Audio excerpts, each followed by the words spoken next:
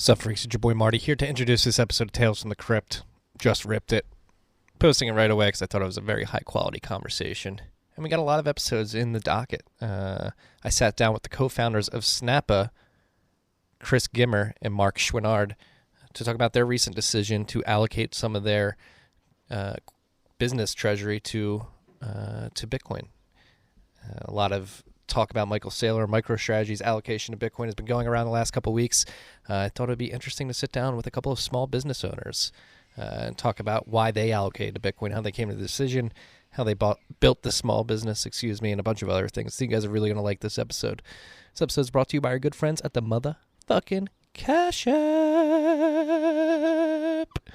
Cash App is helping us do many things. They're helping us stack sats, send sats, receive sats, and sell sats. If you so please, we're saying sats, because you can make sats the standard in the app. We're no longer stacking or buying fractions of a Bitcoin. We're stacking sats, whole sats. On top of this, you can DCA in the sats. If you want to set it and forget it, you can buy sats daily, weekly, bi-weekly. Set it and forget it. Ease in, dollar cost average into sats while you just sit there and go about your day. On top of that, they have Cash App Investing, which lets you stack slivers of stocks. If you're into equities, if you're into stock investing, Cash App is allowing you to get exposure to stocks as well. And on top of that, you don't have to buy a whole stock. Again, you can buy a sliver of a stock as little as $1. On top of this, they have their Boost program, which is a personalized debit card connected to your Cash App. You go to partner merchants, you initiate the Boost, you shop there, you save a little bit of money, and then you can stack sats with it. On top of this is all connected to your bank account, so there's no 4 to 5 day waiting periods. You can start stacking sats, slivers of stocks, and using the Boost program today. I should mention the Cash App Investing is a subsidiary of Square, member SIPC, and as always, make sure you use the code STACKINGSATS. It's STACKINGSATS. You're going to get $10, and $10 is going to go to our good friends at Owls Lacrosse. That's Owls Lacrosse.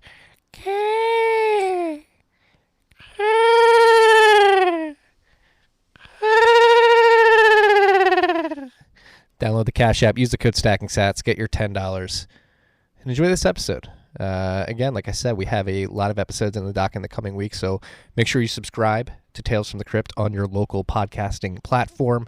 If you're liking what we're putting out, if you're picking up what we're putting down, why don't you give us a review? Rate, review, share. It seems like enthusiasm around Bitcoin is continually growing, and we want to make sure that people are getting the best information possible, and any rate, review, 5-star review that you freaks contribute helps us get better visibility to people looking to learn about Bitcoin. Enjoy. The key.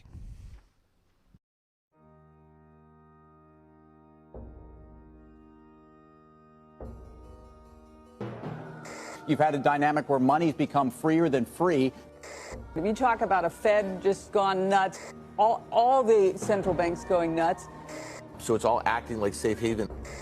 I believe that in a world where central bankers are tripping over themselves to devalue their currency, Bitcoin wins. In the world of fiat currencies, Bitcoin is the victor. I mean, that's part of the bull case for Bitcoin. If you're not paying attention, you probably should be. What is up, freaks? Welcome back to Tales from the Crypt. It's your boy Marty Bent here on the back deck. It's a beautiful day. It's starting to warm up again. It's been very cold where I am the last couple of weeks, so I'm happy to be outside in the afternoon, shorts and a t-shirt, about to jump into a very interesting conversation. Everybody in the Bitcoin world has been horny over Michael Saylor from MicroStrategy over the last few weeks. He's been hitting the podcast circuit, but there are other people allocating some of their cash reserves to Bitcoin in the business world, and I'm sitting down with two of those gentlemen, the co-founders of Snappa HQ, Chris Gimmer and Marc Chouinard. Gentlemen, welcome to the podcast. Thanks for having us. Well, thank you for being here again. Like I was saying right before we hit record, there's a sliding scale of individuals and businesses that can allocate to Bitcoin specifically. Everybody's been focused on Michael Saylor over the last couple of weeks, but you guys actually announced before MicroStrategy, I believe, or maybe between the first buy and the second buy, that you have allocated some of your treasury reserve from Snappa HQ to Bitcoin. And Chris, you wrote an incredible piece sort of documenting how you came to the conclusion to allocate some of your funds to Bitcoin and some informational materials for people looking to learn more. I thought that was an incredible piece. But first, before we dive into the investment thesis behind why you guys made this decision, what is Snappa HQ? How does a small tech company come to, number one, develop a treasury that has enough cash to allocate to Bitcoin? And then two, why were you guys even thinking about Bitcoin if it's not your core competency? Yeah, so Snappa is basically an online graphic design tool for non-designers. So it's mainly used by small business owners, marketers to create usually marketing-related graphics for social media, content marketing, display ads, all that kind of stuff. Marc and I bootstrapped the company, so we never raised any outside funding. So we never had intense pressure to grow at all costs and reinvest every single dollar back into the business. So we've been fortunate enough to build a sustainable and profitable business. And within the last year or two, especially, we've grown pretty well, especially with COVID. We saw a pretty big acceleration in our growth. And so we kind of found ourselves in the fortunate position of having quite a bit of cash on the balance sheet. And we like to be a bit conservative, so we definitely reinvest some of that cash back into the business. But we definitely like to maintain some of that cash on the balance sheet to either save for a rainy day or make sure that we have more than enough for the future. And then suddenly we kind of came to the similar conclusion of Michael Saylor, which is we're basically making zero interest on the cash on our balance sheet. Inflation is going through the roof, despite what the CPI reading is telling us. And we, after doing a lot of research, we feel that Bitcoin was the best way to maintain the purchasing power of the cash on our balance sheet. Yeah. So how big is Snappa? What's your body count? Head count, excuse me, not body count. You're not killing people. You have a head count. Yeah, we're 7 people full time, and then we work with a couple freelancers and contractors as well.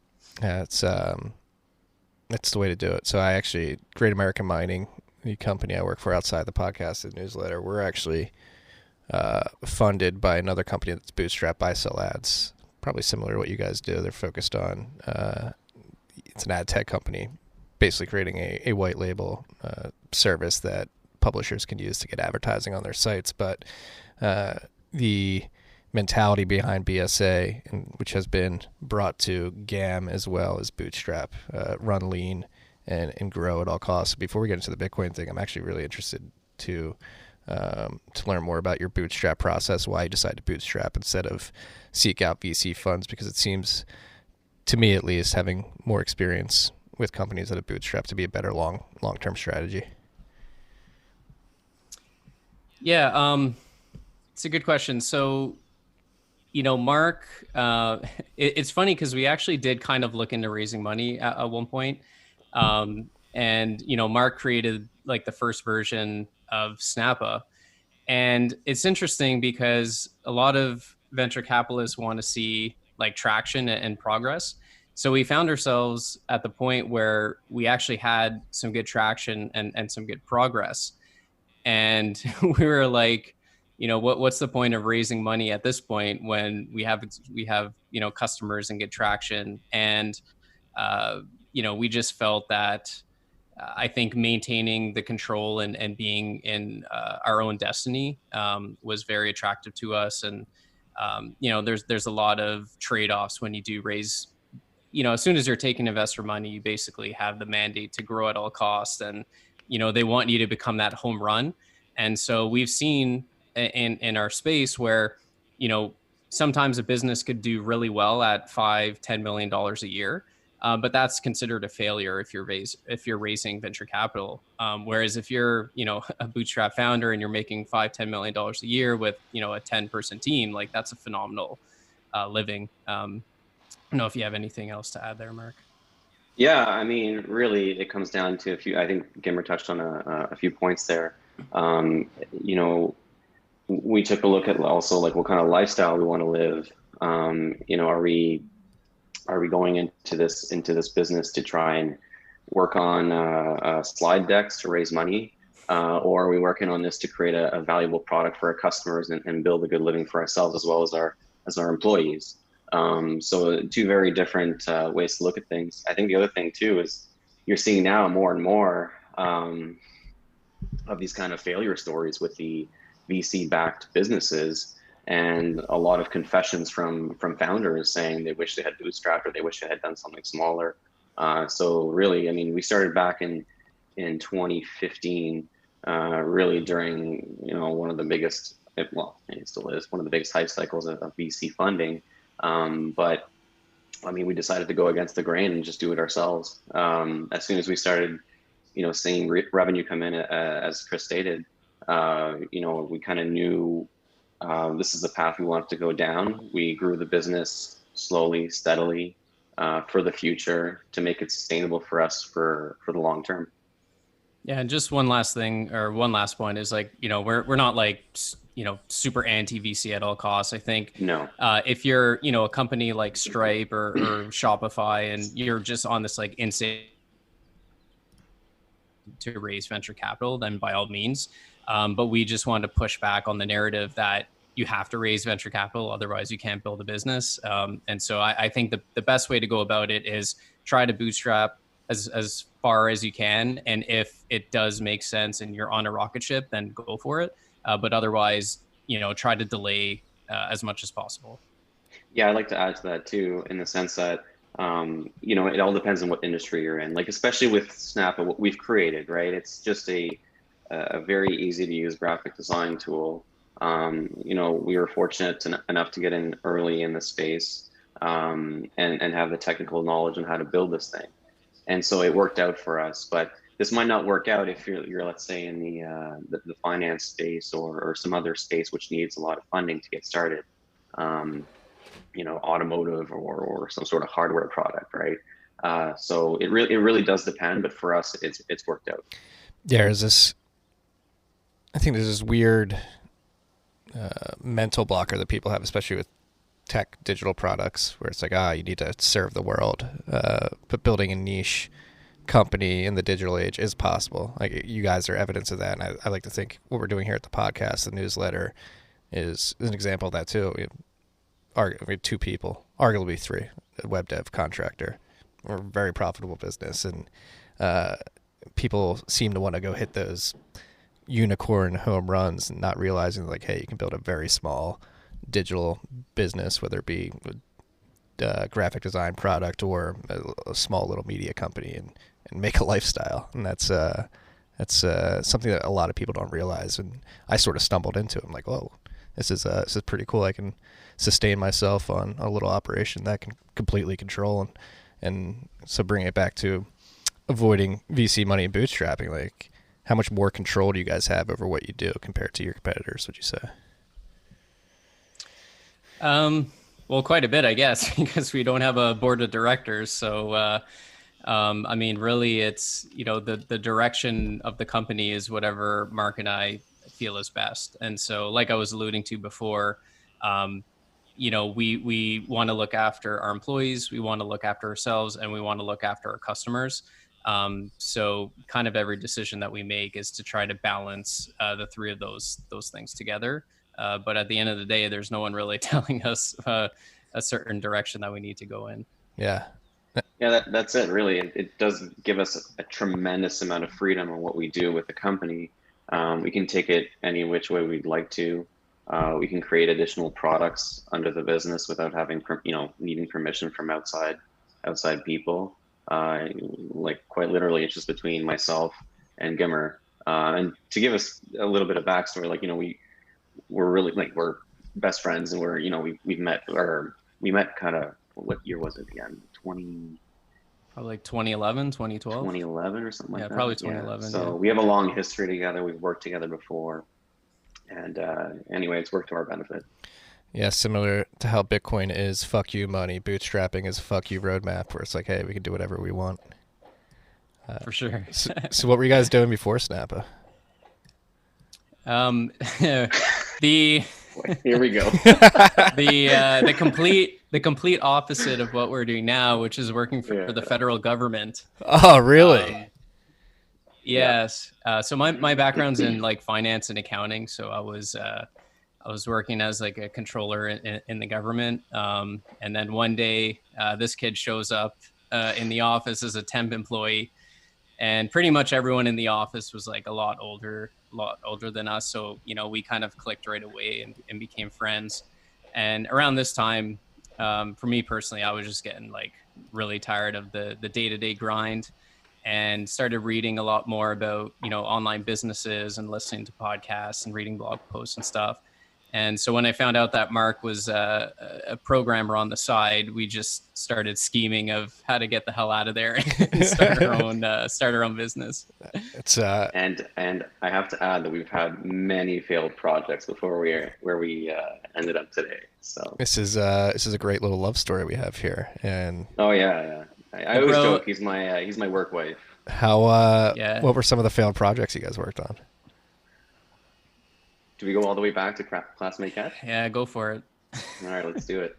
I think the very first idea was a dating website exclusive to students. So you had to have a university or college email address to sign up.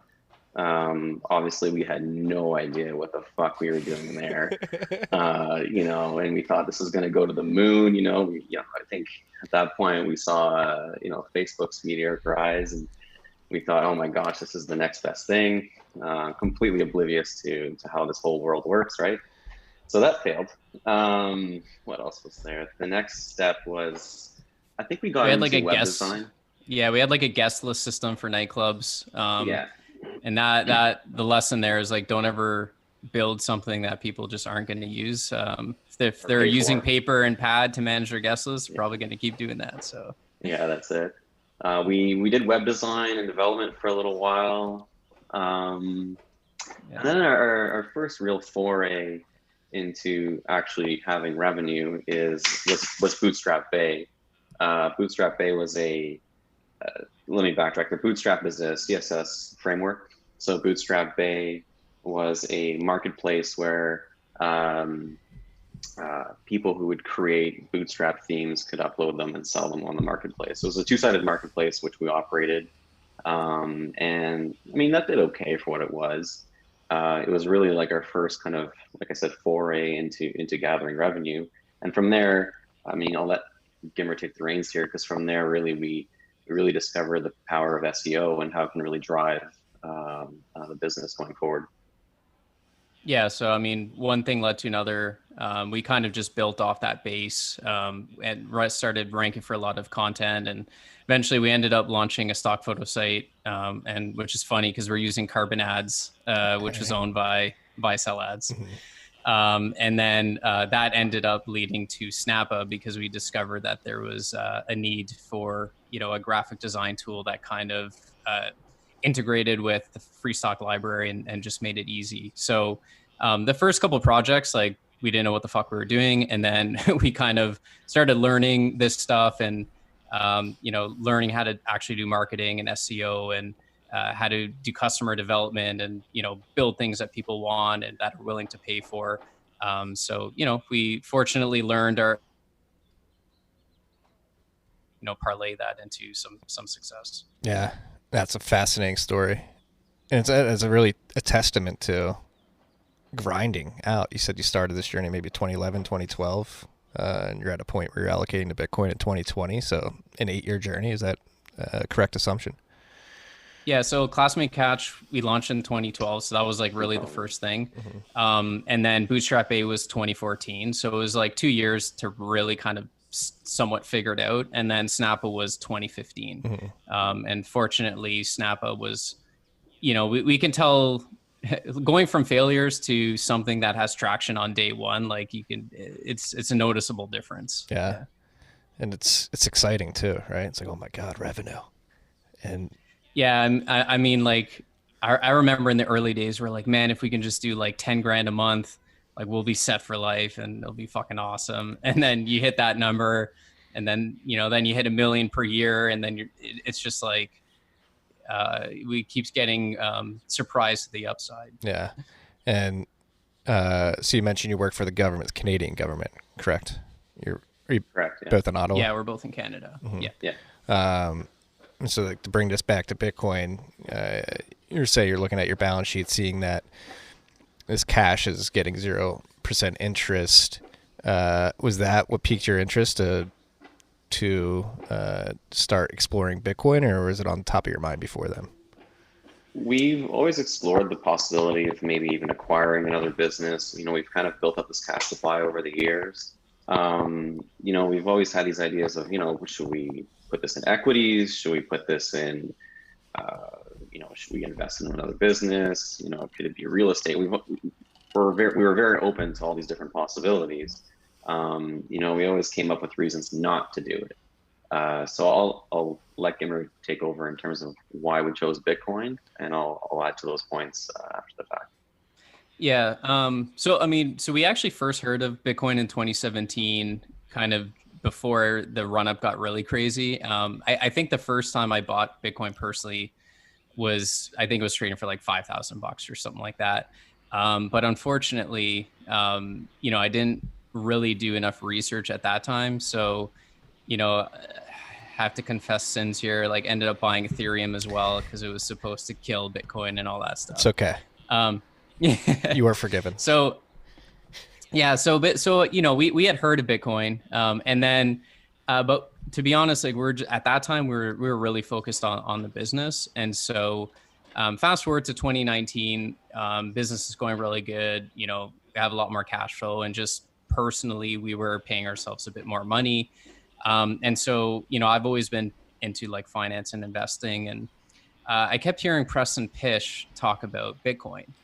And that really piqued me interest, because I was like, how is a hardcore value investor like shilling Bitcoin so hard? Like there's got to be something to it. And then I listened to, a few of the interviews that he had done. I think he actually had one with like Trace Mayer at the time. I don't know if that guy's still alive, but he's out there somewhere. Yeah, he's out there somewhere. And then that's when I was like, okay, I need to take a closer look at this. And that's when I really went down the rabbit hole. So this would have been like towards the end of 2019. And then I started, buying Bitcoin personally at that time. And then fast forward to, like February and March and COVID, and the world's going to shit. And I kind of come to Marc, and it was funny because he was kind of also rekindling his, his relationship with Bitcoin as well, like behind the scenes, like we just weren't talking about for whatever reason. And I came to him, I was like, listen, I've been doing a lot more research on Bitcoin, and I know we kind of got burned back in 2017, but like, I think we really need to consider potentially buying some under the business. And he was like, it's friggin' hilarious you say that, because I've been kind of thinking the same thing.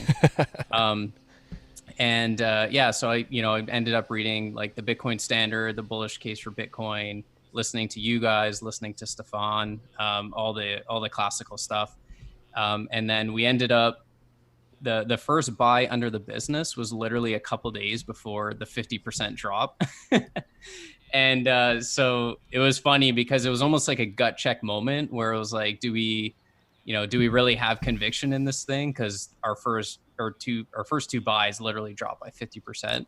And we're like, fuck it, this is probably the best opportunity. And then we kind of just kept buying from there. Hell yeah. You have anything to add to that, Marc? Yeah, holy shit. I think this year really just turned everything upside down, right? For me personally, once the big stock market crash happened, it really, and then you had the subsequent, central banks just going haywire with QE. It really kind of dawned on me the question of like, what is money, right?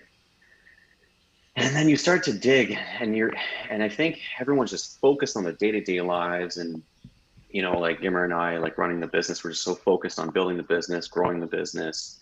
You never really stop to think about what is money. And I think that's really important. And I think a lot of people don't ask that question. I think they just, you know, you fly around with this idea of I just have to get more money, invest my money, and they never think about what's behind this dollar here. Especially in Canada, the problem with the Canadian dollar and the problem with our economy, it's really driven by three sectors: natural resource extraction, the banking sector, and real estate. And if you take a look at all three here, I mean, natural resource extraction, let's give it what 50, 100 years. Like, I'm sorry, but oil is only going to go down in terms of consumption, in terms of vehicles and whatnot. You take a look at the real estate market. I mean, Canada is probably in one of the worst real estate bubbles in the world. And then the banking sector, I'm not too familiar with, but again, like, this is really what's driving the economy here. So, okay, so then let's say we look at the US dollar, you have a central bank that's just going haywire. Like I said, with QE, you look at their balance sheet. I mean, it's unrecognizable compared to what's been going on in the past. So what do, right? Do you buy some gold? Do you buy some scarce assets? Do you buy real estate? So there's all these questions that kind of come to you, and I mean, I have so many thoughts in my head here. I can hardly form a sentence, but sorry, you had something to say? No, I was going to hop in. I was searching. Actually had Matthew Mazinksius from the Crypto Voices podcast. We were going over his Q2 monetary base update, and Canada is number 2 behind Norway in annualized monetary base growth at 431%. What the hell is going on up there? Yeah, if you look at the balance sheet of the Bank of Canada, it's like a freaking straight line. Yeah, it's a straight line up. It's like, yeah, it's crazy. Like, when I was looking at it, I just couldn't believe it. So you take a look at what's going on here, and you look at what's really driving the economies across the globe. I mean, we all kind of know here, software is eating the world, tech's eating the world, right? That should be the leading driver of a lot of these economies. Again, you look at Canada, we should be in that space, but we're not. America is really in that space. So, you dig a little bit further, you kind of find out what's the next best thing, and really it's Bitcoin. That's what it comes down to. Yeah, and it's interesting too, because Bitcoin can help alleviate some of the problems that Canada specifically is going through right now, in all three sectors that you just mentioned, like housing, real estate wise. Real estate's so inflated right now. You have foreign nationals dumping capital into Vancouver and just holding it there, pushing up real estate prices for everybody else that lives there. Energy extraction and distribution, the government is being very strict with how people in Alberta are able to extract and move that oil, and particularly the waste gas. Like, we're getting a great American mine. I think Bitcoin provides a perfect incentive and mechanism to extract value from a lot of the gas that's being either vented or flared, which can help bolster those revenue streams. And then banking, like, obviously Bitcoin replaces a central bank that seems to have gone crazy. They sold all of their gold and expanded their balance sheet by 400% in less than a year. It was great timing on the gold sale too, right? from them. They dumped it like right at the lowest point, I think, too. So you take a look at gold and you think to yourself, all right, let's buy some gold, right? Because that's a hard asset, scarce, still has inflation. What if there's new technology out there to mine more gold? They're talking about mining gold on asteroids, and a little far-fetched for me, but you never know. And then again, you go back to Bitcoin. It is the perfect hard asset. There is nothing harder than Bitcoin. It is the perfect representation of, I shouldn't really say, the perfect representation of what gold should be on a protocol, on a network. I agree. Even better. It's like, yeah, even better. You think like before Bitcoin, you had this perfect vision of gold being a gold standard, being a standard which wasn't bastardized by governments and centralized in vaults, and ideally you would be able to create a system of gold claim notes to make it easier to facilitate medium of exchange transactions. But you just know the incentive to bastardize that system is too strong, and obviously it's happened throughout history. And no, it is beautiful. So how many more people like yourselves do you think are going through this realization? Like, again, little tech startup, bootstrapped, really weren't focused on Bitcoin until the conditions of the world sort of forced you to ask the question, what is money? Like, you having questions outside of your personal, or I think a better way to frame this is, since you guys have gone public with your allocation to Bitcoin, have people reached out, like friends, family, other businesses, in Canada that are more curious? I started shilling my family before we bought under the business, so I got pretty much everyone on board, which is good. But it's funny. So after I published the article, one person actually reached out to me and was like, "Hey man, love the article, love the balls. Unfortunately, I wish I could do that." And I was like, "Oh, why not?" And he had raised some funding, and he goes, "Yeah, there's no way that the board would go for it." And then I actually had maybe 2 or 3 other people that were just kind of asking more, I guess, operational questions, because they're like, "Yeah, I actually thought about doing this, but I think it makes a lot of sense." And so I was kind of just answering a few of their questions. So I have no idea to the extent or how many are out there, but I mean, at least from the handful of interactions, it does seem that people are thinking about it for sure. I mean, I hope that the article written by Chris really gets around the small business community. It would be a tremendous help for them to at least hold some percentage, of their cash in Bitcoin on the balance sheet. That's kind of the goal here. I'd like to think we're leading the way in terms of sharing that vision and sharing that goal. Because really, I mean, it's the best way to hold the value of your time, your effort, your energy that you poured into this business, right? Yeah.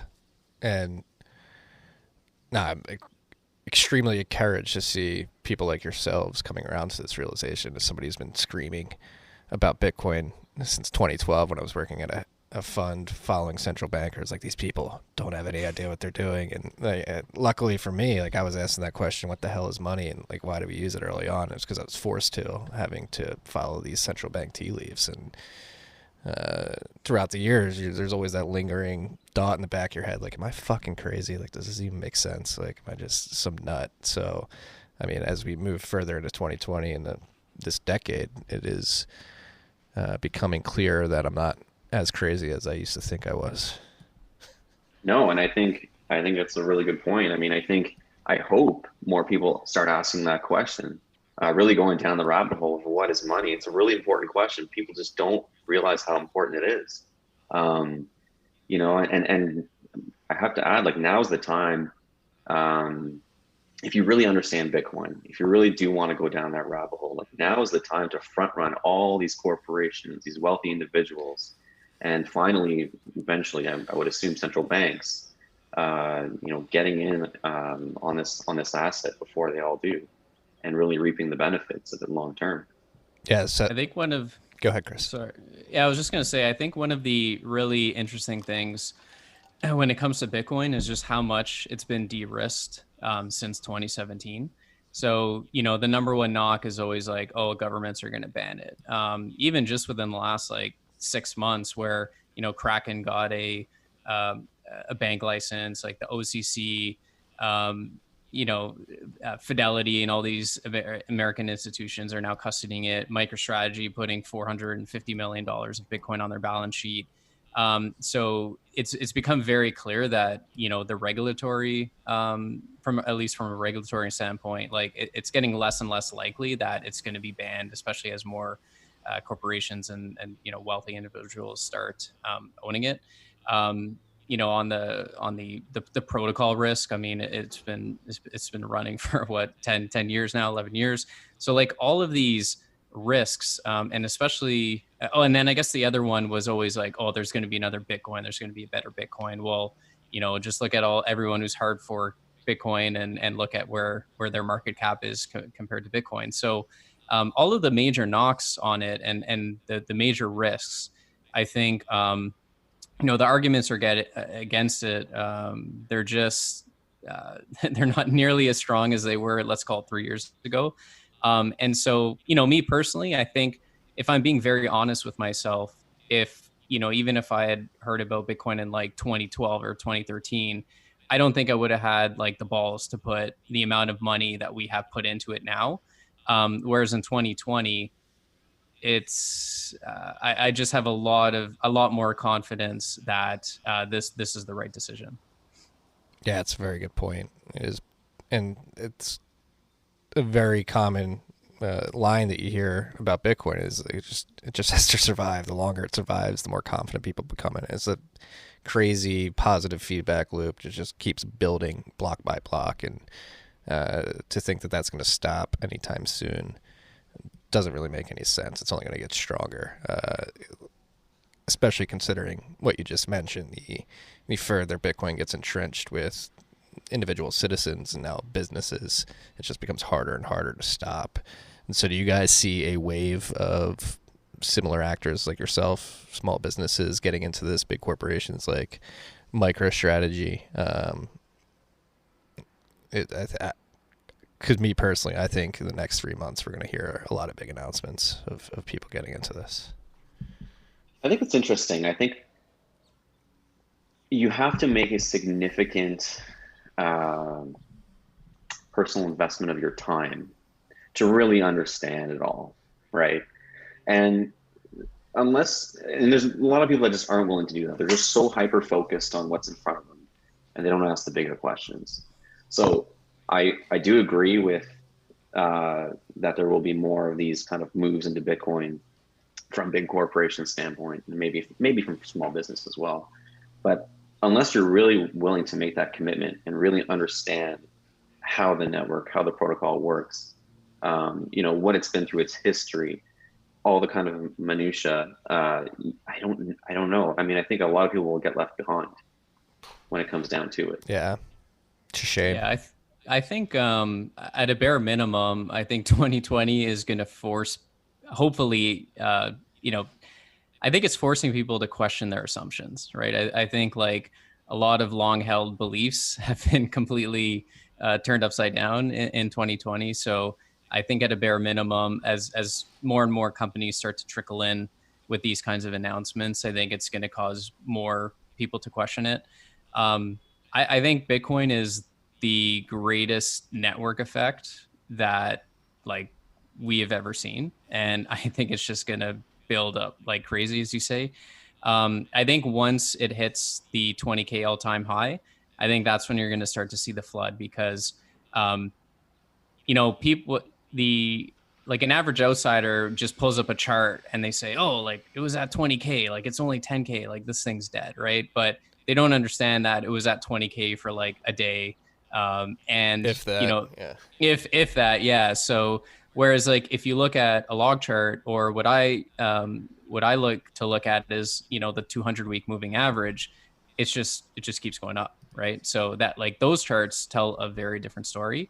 But once it hits the all-time high, then you're going to get all the mainstream media and a bit of like the frenzy. And I think then people are really going to start to question, like, I thought this thing was dead. How is it back to all-time highs? Yeah, and that's been my question since 2017. Like, how many more of these manias do we have before people just accept, like, all right, it's here, it's not going anywhere, it's time to get considerable skin in the game?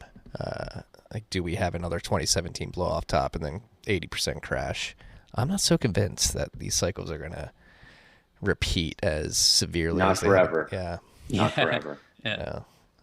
So what is that critical mass is always the lingering question in my mind. Just ranting here. But if you guys don't mind me asking, just get into mechanics of how you actually allocated to Bitcoin. Do you have just a business account at an exchange, or are you self-custodying? Again, if any of these questions are stepping out of the line, you don't feel like answering, feel free to pass, but just really curious. And I bet there's some freaks out there running businesses that are curious as well, if they're looking to do this. Yeah, so we have a business account at an exchange, and then we self custody via multisig.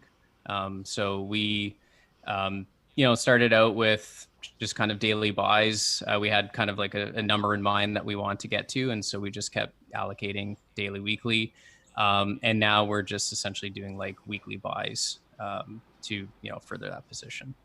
Damn, that's very encouraging.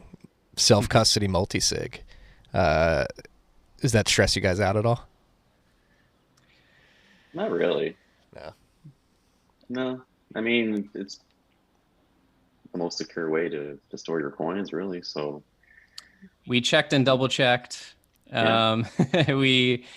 I mean, like at the end of the day, I feel safer having our reserves in Bitcoin than leaving it in a fiat bank account to sit there and rot. And that's honestly the conclusion that I've kind of come to personally. So I sleep better at night now, to be honest. And you think about what's going on in the world too, with capital control across all these different countries and all these kind of restrictions with capital, and then and you take a look at Bitcoin and its permissionless nature. Yeah, I mean, I definitely sleep better at night knowing that our cash reserves, part of our cash reserves, are in Bitcoin. No, it's fascinating because I got into, not me personally, I was part of a thread of a big debate about whether or not businesses and publicly traded corporations should self-custody, and the consensus in that particular thread was like, no, not yet. Like the corporate governance coordination alone is too risky at the moment. Like, how are you going to trust employees to handle keys? And so hearing that you guys are doing self-custody multi-sig is like, wow, that's against what that consensus was in that particular conversation with people who are very intimately in touch with what's going on in Bitcoin and custody particularly. So it's fascinating to hear first person story about how you guys are doing it. Yeah, I mean, again, oh, sorry, go ahead. Well, I was just going to say, so, like, again, Marc and I are, 50-50 partners. We don't have a board of directors. We don't have outside of investors. So at least from like a governance standpoint, it's much easier for us because, like we don't have, it's just a different ballgame for us. So I guess I can see from like much larger corporations, it's just, it's a bit of a different ball game, but it is cool to see. Like, I saw Unchained Capital is working on like a product to make it much, I guess, safer and easier if there are outside or people on the board or more than one shareholder to kind of I guess with the key management and stuff like that. But yeah, I'm sure this will be an ongoing debate. I don't know if what you were going to say, Marc. Oh no, I was just going to say, as long as you understand the risks and you have a geographically dispersed multi-sig setup, I don't know how much more secure you'll get than that. Well, like Gimmer said, we have a very different organizational setup with us just being 50-50 partners here in the business. So it might not work out in terms of, if you've got like a big board of directors and how they want to handle things, but if you're a small business, I would highly encourage you to do exactly what we're doing. Yeah. Yeah, maybe small businesses are more advantaged in this regard. Which is like here, yeah, the LLC that we run here at TFTC, we self-custody our stuff as well. And I feel I sleep much better at night knowing that. I know that for sure. And it's, damn, man. It's fascinating, isn't it? Because you realize how much bigger it can get among this kind of community. And they're not on Bitcoin Twitter, right? Like, they're not there. So I don't know how you get to them exactly. But I mean, that's exactly why Christopher wrote his piece there. I hope it's insightful, and other small businesses really take a look at that article and kind of go, aha, maybe we should do the same. Yeah, so it's funny. Oh, sorry. It's funny because like a lot of it's just kind of like what I've been seeing on Twitter and stuff. Like, everyone kind of assumed that it was going to be like, the retail adoption first, then it was going to be the hedge funds and the institutions, and then suddenly it was going to be the central banks. And it seems like everyone forgot about corporations, and even myself. Like I just kind of, and so I think the MicroStrategy thing, and to a much smaller extent, like companies like us, it kind of, I think people are realizing there's this whole other amazing use case for Bitcoin of treasury reserves. And as long as we're in this current environment, it's going to do a much better job than cash or nothing percent T-bills. So yeah, and for Bitcoin, the network, it's a much better path, right? Because it's more distributed from a supply perspective when you have millions of small businesses holding it instead of a few hedge funds. Yeah, for sure. Yeah, it's the revolution of the small businesses. So you guys mentioned Bitcoin Twitter, and obviously Gimmer. I'm going to start calling you Gimmer. It seems like that's the... Yeah, it's been my nickname for a while, so yeah. I don't even call him Chris. I don't even know he had a first name. It seems that, Bitcoin Twitter obviously ran with your piece and spread it to the world, but outside of Bitcoin Twitter, have you had any traction sharing this information? You guys have a newsletter or a what's the word I'm looking for? A marketing avenue through which you're pushing this? Not really. I kind of just, well, so I have a personal website, but I only have a few articles on there, and it's mostly just like a fun thing. Like I don't, go out of my way to try to market or collect emails aggressively or anything like that.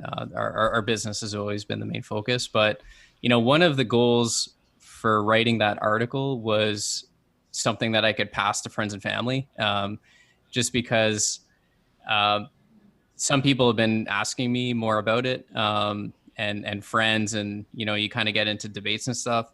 So it's nice to have something that I can literally just send them and say, these are my thoughts. This is my thesis. If you have questions, kind of let me know.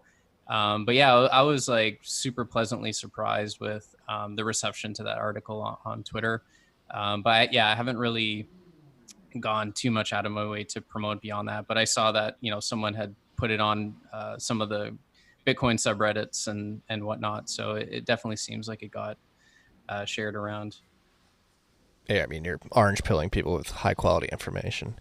That's why I love the flat. And it's very fascinating how the iteration of content over the years has grown. So very similarly, I started the newsletter because I was like getting text emails. I was like, you know what? Stop texting me, stop emailing, stop calling me. Just follow the newsletter. I'll give you like a little piece of Bitcoin information every day. But seeing your piece with everything consolidated in one, I'm like, damn, I should have just done something like that instead of having to write every fucking day.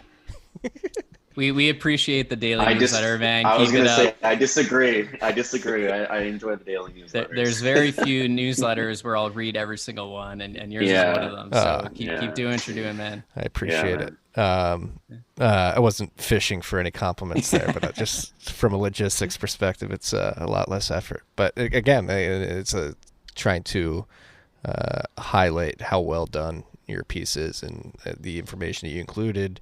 Wide-ranging information on Bitcoin, obviously bullish case of Bitcoin, talking about the Bitcoin standard, and then pulling in U.S. Treasury yields and Preston Pishes sort of perspective on it, and then getting into a reserve asset, explaining why you guys have it on your balance sheet. It's very concise, flows well, and logically just grows on the information as you walk through it.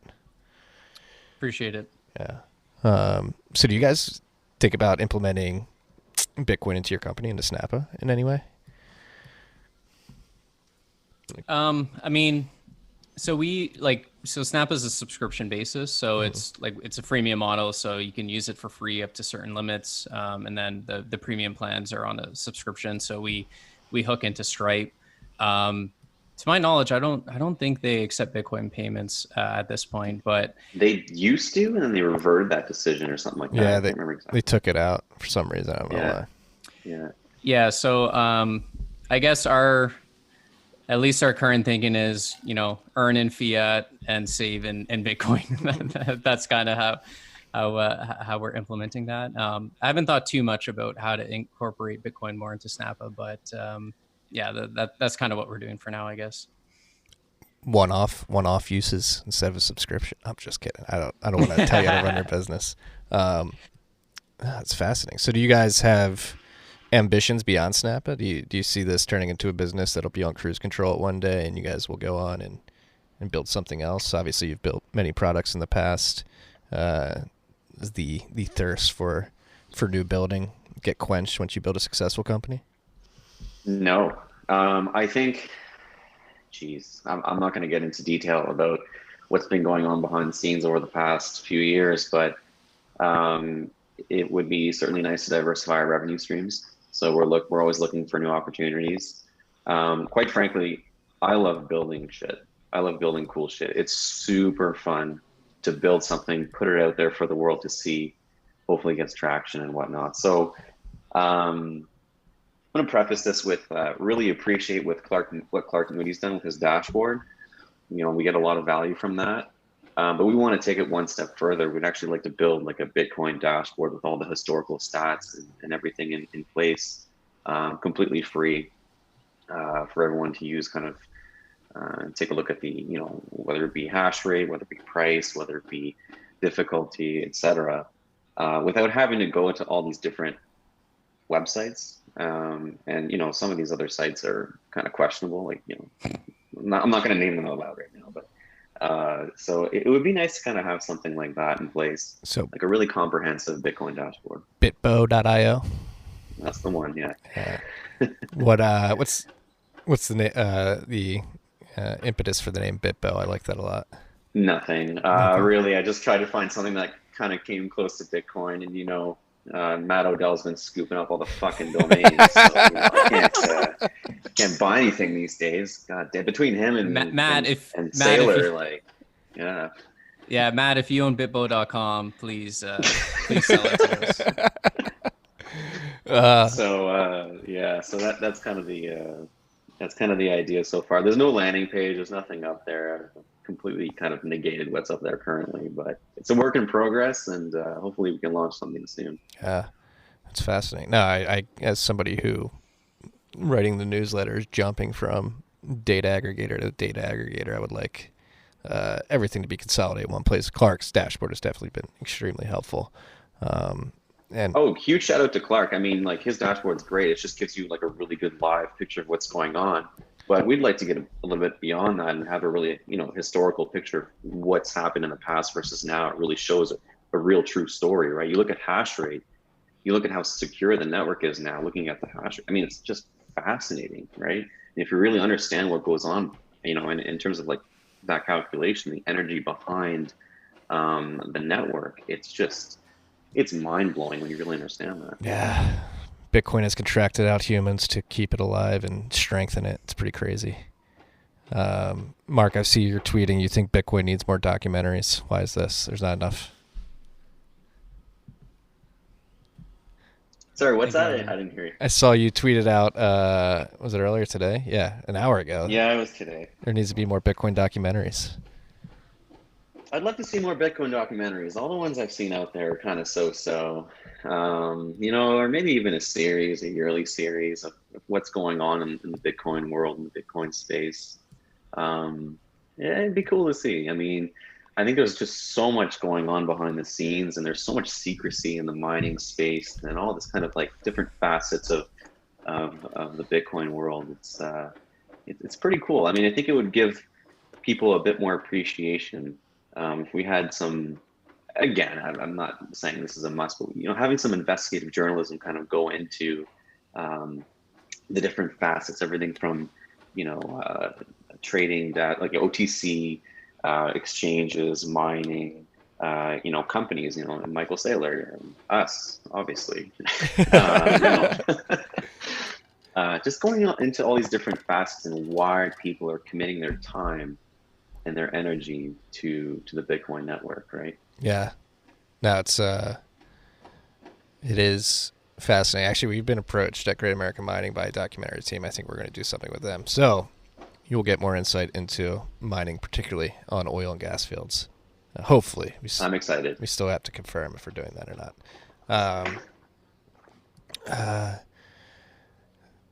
So it seems like we're at very early stages of a revolution, right? We're born at this weird inflection point where everything's extremely chaotic at the moment, particularly here in the United States and arguably Canada as well. COVID's really thrown fuel on the fire, the chaos that exists in our world due to the transition into the information age, the internet and communications technology that has been created in its wake, and now Bitcoin. And so how do you guys view this geopolitically, especially as Canadians, with a government that seems to be more and more overbearing by the day? Do you see Bitcoin as an integral part of a liberation of the individual in the digital age? One of the reasons I've never put too much stock into the governments are going to ban Bitcoin argument is just because it's a digital age. We're living in a global society. So I think any government that comes down on Bitcoin is really going to pay for it in the end. So I almost see Bitcoin as like a check on governments. And I think if they stray too far, my hope is that Bitcoin will kind of like keep them grounded to a certain point. There's a lot of people like line. And now that we're, self-custodying Bitcoin, we can hop on a plane, memorize 12 words and, end up in another jurisdiction. And so, if you kind of follow the sovereign individual thesis, I think at a bare minimum, whether it gets to like, the predictions in the book, but I hope that Bitcoin does serve as that check on, just how far governments can push things.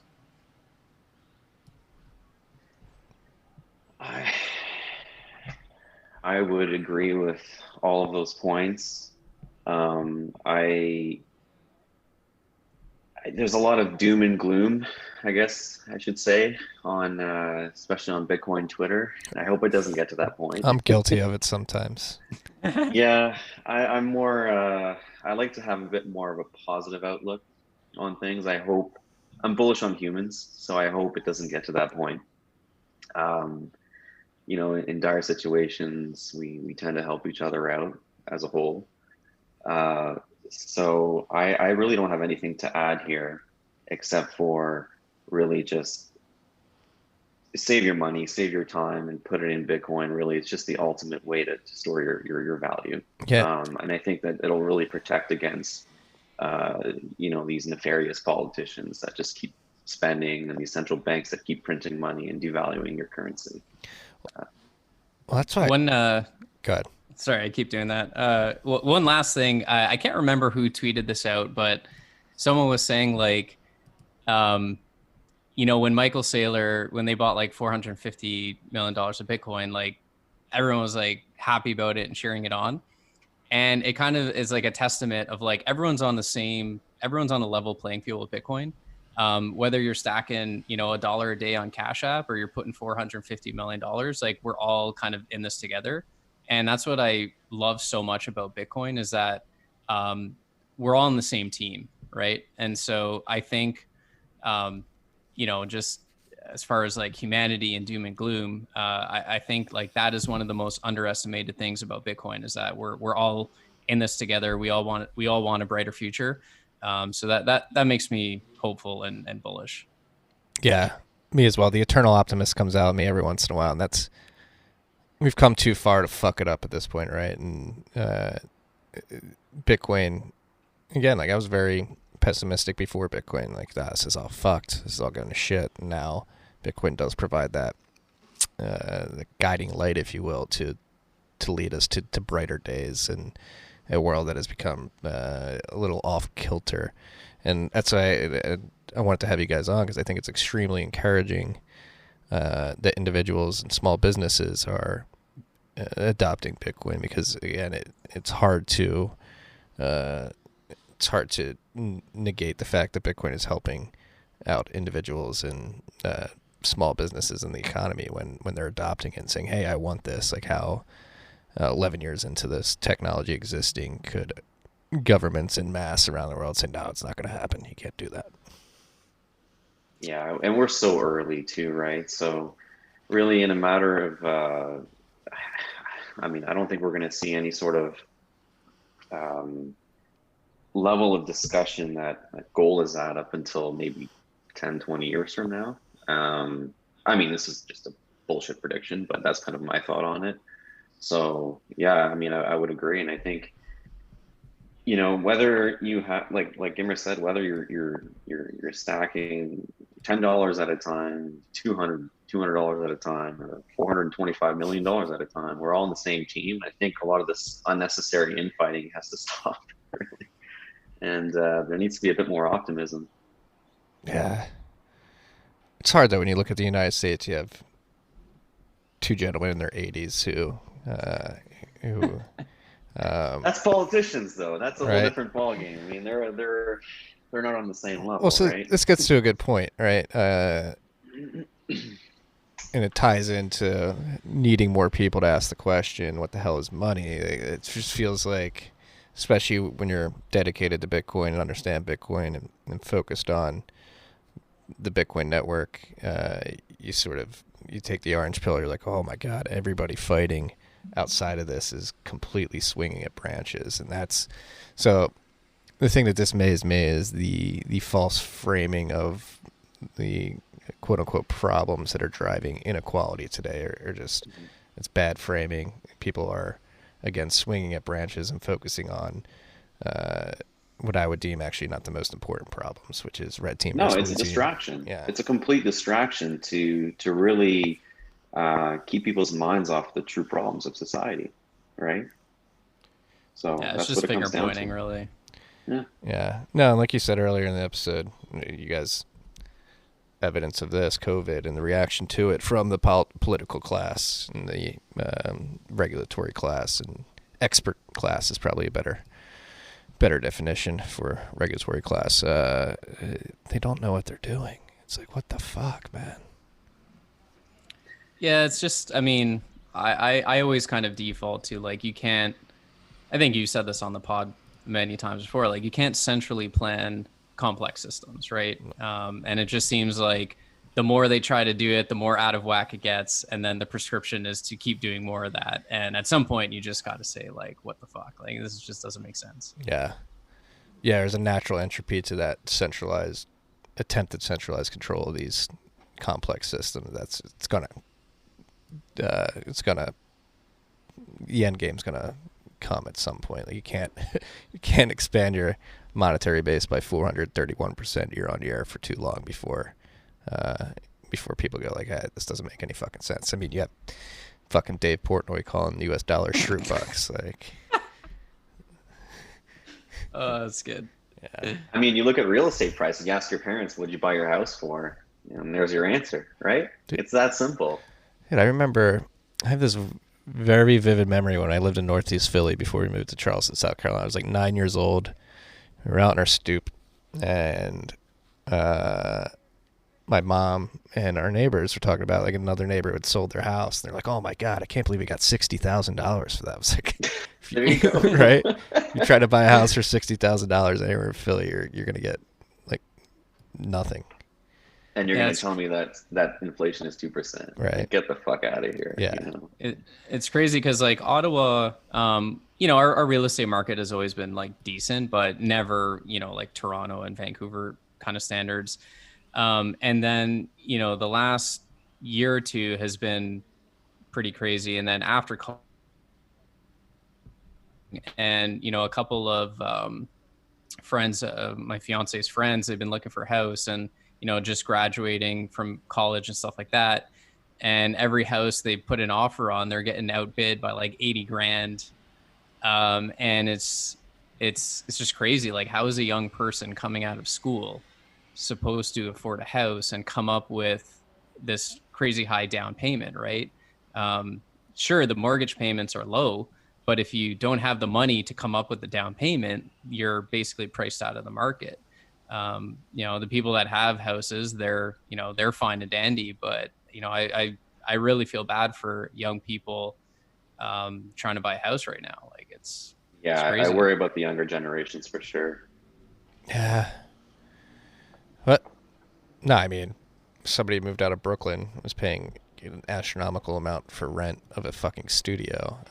I'm very happy to be and fortunate, very happy that I am fortunate enough to be able to lay low rent free in my in-laws' house, save money so that we can buy a house. I mean, and we're going to stay here longer than originally expected because everybody's buying up all the houses in the places we want to live, driving up prices astronomically.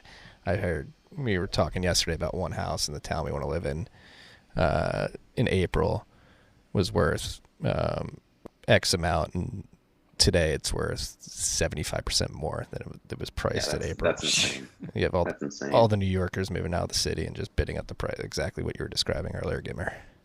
Yeah. My wife and I bought our new house about almost 2 years now, 2 years ago. Just to give you an idea of how crazy the real estate market is, I had to sleep in my car in minus 40-degree weather, which is, sorry, that's Celsius. I think it's about the same Fahrenheit. At that point, yes, I believe. Yeah, I think there's a crossover point, right? For 2 nights, just to line up, and this is a new build, right? Just to get the house. We just sold our current house actually yesterday. Congrats. For $70,000. Thank you. For $70,000 over asking, which is just insane here. Like, we're so used to this kind of market here in Ottawa where you list your house at X and you usually get offers a little bit, under that, right? This, QE, low interest rate scenario has just blown price discovery out of control. And this is the other thing that comes down to, right? What these central banks are doing, you're getting the wrong price signals in the markets here.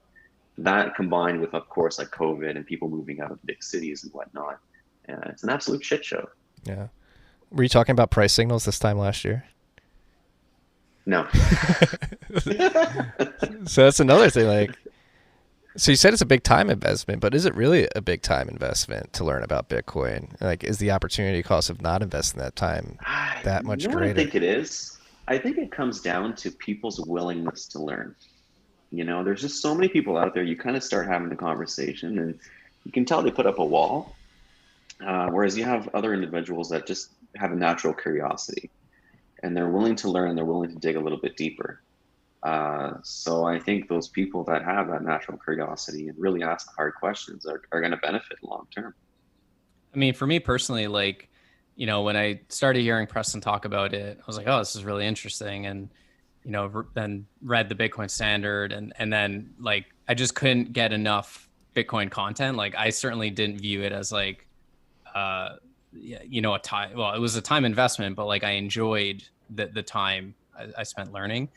Marc's obviously the same way, but kind of like Marc's alluding to, unfortunately, not everyone is like that. So I think, the people that are curious and do, have that willingness to learn, a lot of people have gone down the rabbit hole. There's going to be plenty of a lot more. But unfortunately, it's wishful thinking to think that everyone is going to, some people don't even want to read a single blog post or listen to a single podcast episode. And, but I guess that's where, the price will kind of lure those people into it. So we'll see. Yeah. Number go up technology is the best lure for getting people to Bitcoin. Exactly. Gentlemen, it's been a pleasure. Do you have, anything else you want to get off your chest as it pertains to Bitcoin, what you guys are doing at Snappa, state of the world, anything? I mean, it's a difficult time. It's hard to be positive when a lot of people are, losing their jobs or getting sick or, constrained by whatever, by governments. If you have a small business or a restaurant, for example, I feel for those people, but maybe the world needs to go through a little bit of pain to understand, what's really going on. I hope more people ask those hard questions. But when it comes to Bitcoin, I'm bullish as fuck, man. We're just getting started. We haven't seen anything yet. I'm so fucking bullish. It's crazy. No equities on my plate anymore. Just 100% in on Bitcoin on the personal side. So if anyone's having second thoughts, just come talk to me. Boss. Yeah, for me, one of the most exciting times in my life was when we both quit the government and started our business, and just the freedom just actually making a difference instead of pushing papers. You know, it was just, we have so many good memories. And Bitcoin is like the only thing that I've been so excited about in kind of the same way, where like just devouring through content, and you know, my podcast speed is just, it's hard to keep up with it. So I'm just excited. Like, I'm just so excited about how the space is developing, and bullish as fuck as well. I too am bullish as fuck. And Marc, to your point, like, I do think the world needs a little kick in the ass. We've gotten too fucking complacent. I'm sitting in the fattest fucking country in the world. And you know what? Hopefully Bitcoin can help people lower their time preference, fix their diets, and save the monetary system. Yeah, that's something I need to start working on, especially with the 2 kids. I don't want to, die prematurely or anything. I think a lot of people need to hear that message too. Right. Chris, or Gimmer, excuse me, you posted something. Yeah, you whipped yourself into shape. Did I see that? Yeah, it's so funny. I'm actually, my next article is going to be about that. So, but I in my 20s, I was always in pretty good shape and stayed active, but kind of just lost my way a little bit at one point, and kind of whipped my ass into shape last year. And oh, sorry, we missed that last part. You cut out a little bit. I missed that last part. You whipped your ass into shape. I was gonna say, I whipped my ass back into shape last year, and I'm not gonna go back. Yeah, I teeter on the edge. I can fluctuate like 20 pounds within a given 6 months. Sounds like me. I am, but I'm at that point where I'm like, all right, I've been a degenerate this summer. I'm surfing a lot, luckily, which has helped curb me getting too fat. But I need to drink less and work out more as we head into fall. Just got to put it out there. Weed has 0 calories. This is true. Mm-hmm. Yes, and 0 carbs, which is the most important part. Eat less carbs, freaks. Yeah, gentlemen, thank you. It's been a pleasure. Great conversation. Far-ranging. Thank you for doing what you do to push Bitcoin on small business balance sheets forward. Gimmer, the piece you wrote was incredible, Marc. I'm very excited to see what you guys build with bitbo.io. Matt, if you got .com, share the wealth. And that's all we got this week, freaks. I'm actually going to post this right away, I think. You know what? Fuck it. YOLO. Thanks for having us, Marty. It was awesome Thank you. chatting with you. Thank you, guys. Peace and love.